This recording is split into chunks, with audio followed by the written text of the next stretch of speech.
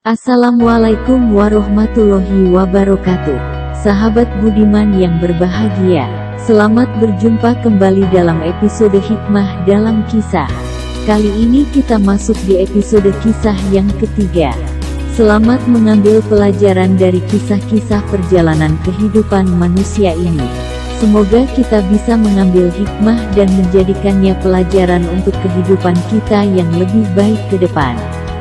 Episode ini mengangkat sebuah kisah yang disampaikan oleh Habib Muhammad bin Hadi bin Hasan bin Abdurrahman As-Sekaf. Dalam Tuhfatul Asraf, Kisah dan Hikmah. Kisah ini menceritakan bahwa ada seseorang yang dengki ke ada temannya yang ingin membuat temannya celaka. Dikisahkan, ada seorang lelaki yang setiap hari mengunjungi raja. Setelah bertemu raja, ia selalu berkata, orang yang berbuat baik akan mendapat balasan, dan orang yang berbuat buruk cukup keburukan itu sebagai balasannya. Ada seseorang yang dengki melihat keakraban lelaki itu dengan raja. Lelaki itu memiliki kedudukan yang dekat dengan raja. Setiap hari ia bertemu raja, pikir si pendengki dengan perasaan kurang senang.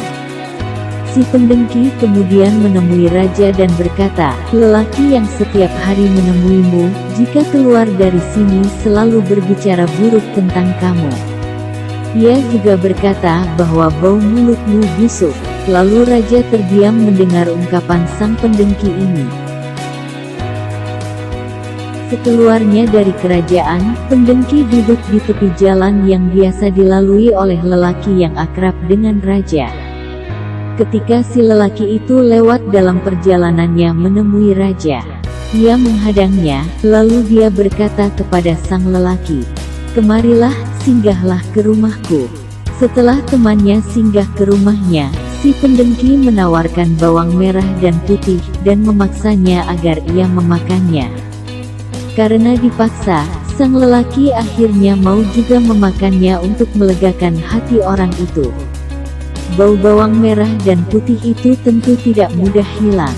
Selesai berkunjung ke tempat si pendengki, lelaki itu sebagaimana biasa mengunjungi raja.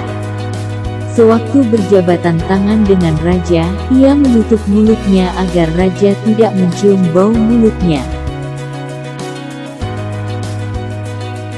Rupanya benar perkataan orang itu, ia benar-benar menganggap mulutku bau, pikir sang raja atas tindakan lelaki yang menutup mulutnya. Sang raja kemudian memikirkan suatu rencana jahat. Lelaki itu kemudian duduk dan berkata sebagaimana biasa, orang yang berbuat baik akan mendapat balasan, dan orang yang berbuat buruk cukup keburukan itu sebagai balasannya.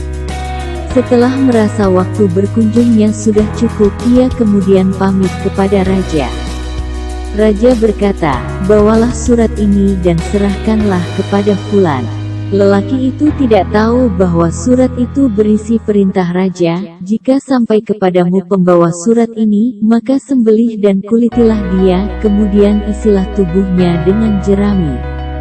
Lelaki tadi keluar membawa surat raja.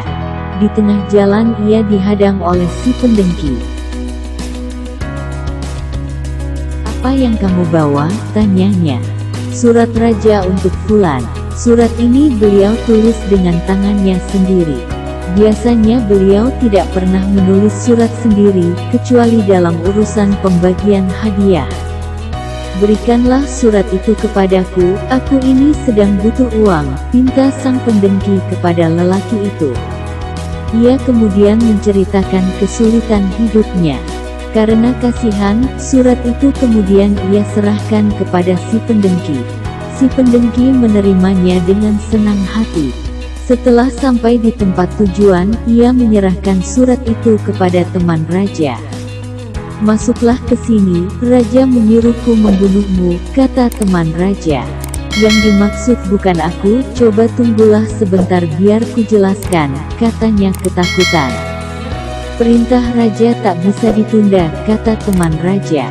Ia lalu membunuh, menguliti dan mengisi tubuh si pendengki dengan jerami.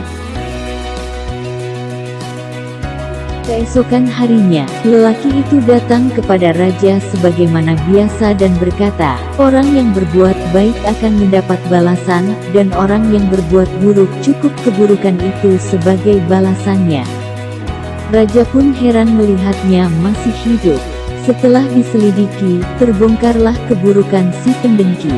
Tidak ada sesuatu yang terjadi antara aku dengannya, hanya saja kemarin ia mengundangku ke rumahnya dan memaksaku makan bawang merah dan putih. Waktu aku menemuimu kututup mulutku agar kamu tidak mencium bau tidak sedap dari mulutku. Sekeluarnya dari sini, ia menemuiku dan menanyakan titipanmu. Lelaki itu kemudian menceritakan semua yang terjadi.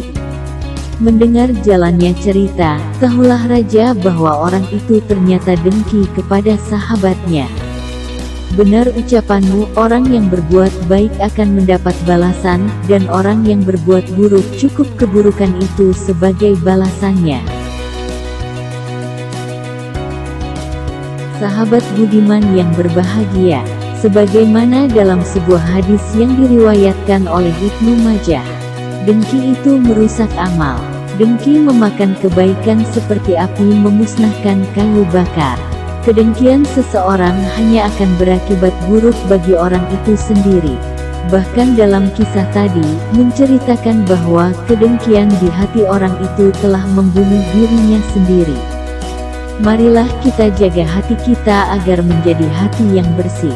Karena pada saatnya nanti, Allah Subhanahu wa Ta'ala hanya menerima orang-orang yang hatinya bersih, yang datang kepada Allah dengan qalbun salim. Demikian, semoga bermanfaat. Wassalamualaikum warahmatullahi wabarakatuh.